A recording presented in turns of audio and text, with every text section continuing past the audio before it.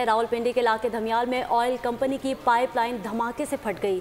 शोले आसमान से बातें करने लगे।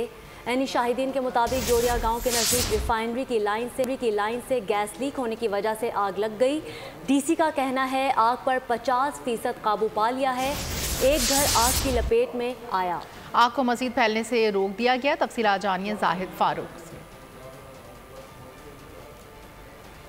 जी बिल्कुल, रावलपिंडी का इलाका धमियाल जहां पर गैस पाइपलाइन में आग भड़क उठी थी, जिसके बाद रेस्क्यू टीमों जो है वो उधर पहुंची हैं। इस वक्त तक की सूरत के मुताबिक 3 फायर फाइटर्स जो है और 6 एमरजेंसी गाड़ियां वो ऑपरेशन में मसरूफ हैं और अब अभी तक जो आग पर काबू नहीं पाया जा सका।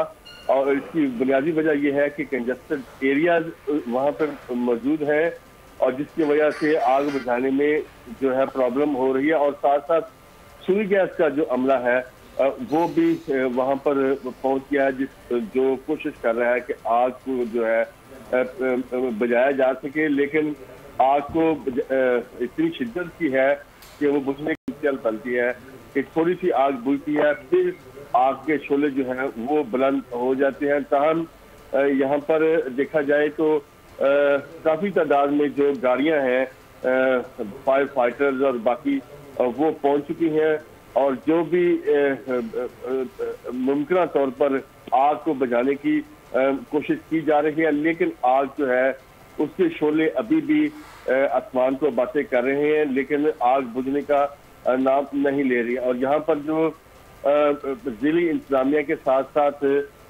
जो रेस्क्यू के एहलकार हैं वो भी मौजूद हैं।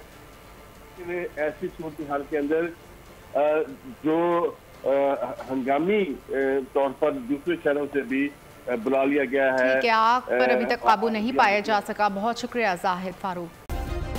सब्सक्राइब करें और बेल दबाएं ताकि कोई खबर रह न जाए।